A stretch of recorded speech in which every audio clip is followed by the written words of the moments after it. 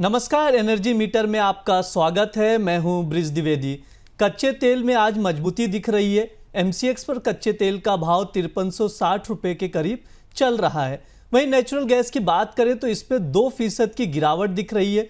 MCX पर natural gas 254 रुपये के करीब ट्रेड कर रहा है। इस वक्त कच्चा तेल और नेचुरल गैस में ट्रेडर्स को क्या स्ट्रैटेजी अपनानी चाहिए, इसका आउटलुक क्या रहेगा, क्या ट्रेडिंग कॉल्स रहेंगे, इस पर बात करने के लिए हमारे साथ जुड़ रहे हैं एसएसजे फाइनेंस के vice president research Priyank Upadhyay. Priyank ji, बहुत बहुत स्वागत है आपका द बोनस में।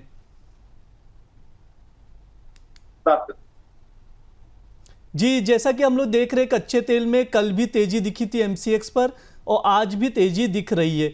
ये तेजी कितनी टिकाऊ लग रही है सर? देखिए, कल जो प्राइस मूवमेंट हमने देखा था कि कल initial part first half of the part में क्रूड में हमने तेजी का रुख देखा जो 55-60 के आसपास तक भाव गए, पर वहां से एक शार्प सेल ऑफ हमने towards the end of the day आते हुए देखा जो भाव को 5300 के नीचे लेके गया। उसका ये एक कारण है कि न्यूज है मार्केट में कि ओपेक अपना प्रोडक्शन बढ़ा सकता है, ओपेक प्लस, और उनकी एक मीटिंग है ऑन May 5th। तो उस पे बहुत कुछ निर्भर होगा in short to medium term की क्रूड के प्राइसेस किस डायरेक्शन में जाएंगे। अभी जो मार्केट ने कल रिएक्शन दिया कि ओपेक प्रोडक्शन बढ़ाएगा, बट अगर हम रिपोर्ट्स देखें तो उसमें मेंशन्ड है कि जो 5 मई की मीटिंग है उसमें सभी मेंबर्स अभी तक एक मत नहीं है कि प्रोडक्शन बढ़ाएंगे। तो वो देखना जरूरी रहेगा क्योंकि रशिया जो एक क्रूशियल एली है, तो वो कहीं ना कहीं इंडिकेट कर रहा है कि अभी प्रोडक्शन नहीं बढ़ना चाहिए। बट अगर उस पे समझौता नहीं होता है और प्रोडक्शन बढ़ाते हैं तो मुझे लगता है कि प्राइसेस में और नेगेटिव इम्पैक्ट आ सकता है। बट अगर मैं ये देखूं कि क्रूड अगर आप देखोगे तो लास्ट एक महीने में हमने देखा था कि WTI 73 से ऑलमोस्ट 55 के आसपास तक गए थे और वहां से फिर से एक ये रैली 62 तक आई है। तो मुझे लगता है कि क्रूड मोर और लेस 5600 से लेके 5000 ये ब्रॉड रेंज में और टाइम बिताएगा for next few trading sessions at least, जब तक ये ओपेक का प्रोडक्शन का क्लैरिटी नहीं आता है। जी सर, जैसा कि आपने बताया कि ओपेक प्लस जो है वो तेल उत्पादन बढ़ोतरी की योजना बना रहा है, इस डेवलपमेंट को आप कैसे देख रहे हैं ओवरऑल इसको? ठीक है, वही मैंने बताया कि इसमें अगर प्रोडक्शन और बढ़ता है तो कहीं ना कहीं प्राइसेस पे इम्पैक्ट दिखेगा। बट ऑलरेडी हमने देखा है कि प्राइसेस ऑलरेडी पिट चुके हैं, already 60 levels, even 55 levels WTI में दिखे हैं। तो मुझे लगता है कि जो डाउनसाइड रहेगी कहीं ना कहीं अगर इवेंट होता है, न्यूज आते भी है, तो मुझे लगता है कि डाउनसाइड एक लिमिटेड दिखती है। जो रिसेंट लोज अराउंड 55 के आसपास बने हैं वो मुझे लगता है कि इंटैक्ट रहने चाहिए in near to short term. तो यहाँ से अगर ट्रेडर्स को रणनीति बनानी है फॉर वेरी शॉर्ट टाइम का, अगर ड्यूरेशन लिया जाए तो बाय ऑन डिप्स की रणनीति करनी चाहिए ट्रेडर्स को।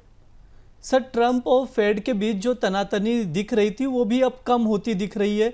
अमेरिका और चीन के बीच जो टैरिफ वॉर चल रहा था उस पर भी अपडेट आया है कि ट्रंप प्रशासन चीन के जो इंपोर्ट्स पर लगे टैरिफ को काफ़ी हद तक कम करने की सोच रहा है। इसका तेल की कीमतों पर कितना असर पड़ सकता है सर? देखिए, इसका तेल की प्राइसेस पे ऑब्वियसली एक पॉजिटिव इम्पैक्ट रहेगा।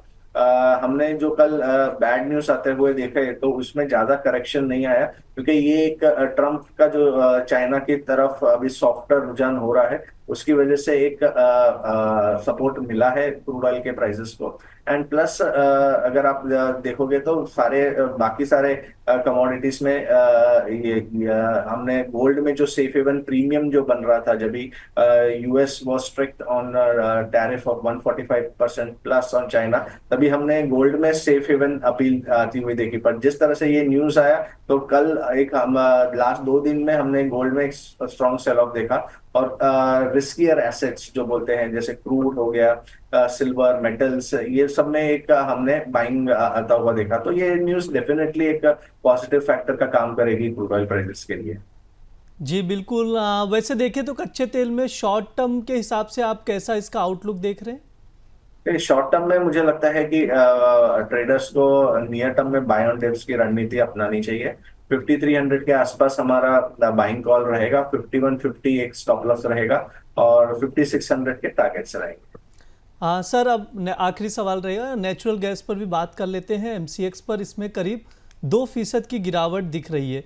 ऐसे में शॉर्ट टर्म में नेचुरल गैस की कीमतों का आउटलुक क्या हो सकता है? कि नेचुरल गैस के प्राइसेस काफी टाइम से हम देख रहे हैं कि एक स्ट्रॉन्ग सेल ऑफ मोड में है।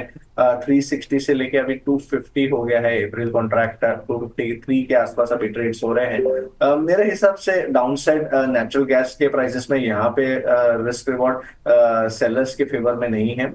यहाँ से मुझे लगता है कि एक डिसेंट बाउंस बैक अगेन 280 तक आना चाहिए। तो यहाँ से मैं बाय की सलाह दूंगा अराउंड 250 के आसपास। 243 के नीचे एक स्टॉप लॉस मेंटेन करना चाहिए एंड फिर से हम 270 280 का जोन एक्सपेक्ट कर सकते हैं ऑन द हायर साइड। जी सर, कच्चे तेल और नेचुरल गैस के कोई ट्रेडिंग कॉल्स हैं तो बता देंगे आप? ट्रेडिंग कॉल्स में अभी रिपीट कर देता हूँ। नेचुरल बिल्कुल। गैस में जो हमने बाय कॉल्स दी है अराउंड 250 के आसपास बाय किया जा सकता है। 243 स्टॉप लॉस रहेगा, 265 से लेके 270 जोन टारगेट रहेगा। क्रूड में भी बाय ऑन डिप्स की सलाह रहेगी 5310 के आसपास। 5150 स्टॉप लॉस रहेगा और 5600 टारगेट्स रहेंगे।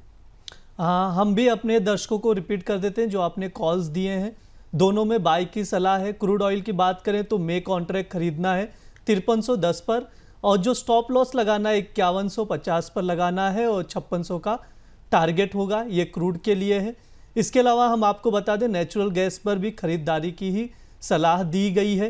जो अप्रैल कॉन्ट्रैक्ट है इसमें खरीदारी करनी है 250 पर, स्टॉप लॉस लगाना है 243 पर और टारगेट होगा 265 का। ध्यान रहे स्टॉप लॉस ज़रूर लगाएं। जितने भी ट्रेडर्स हैं उसको ये सलाह दे रहे हैं कि स्टॉप लॉस पर ध्यान रखें क्योंकि लॉस ना हो ज़्यादा, इसलिए स्टॉप लॉस लगाना बहुत ही ज़रूरी हो जाता है। प्रियांक जी, बहुत बहुत धन्यवाद इस चर्चा में जुड़ने के लिए। Thank you. आप लोगों को ये शो कैसा लग रहा है कमेंट करके ज़रूर बताएं, और साथ ही आप सलाह भी दे सकते हो, अपने सवाल भी पूछ सकते हैं। हम उसकी जवाब पाने की कोशिश करेंगे। और इस वीडियो को शेयर करना ना भूलें और द बोनस के साथ जुड़े रहें। शुक्रिया।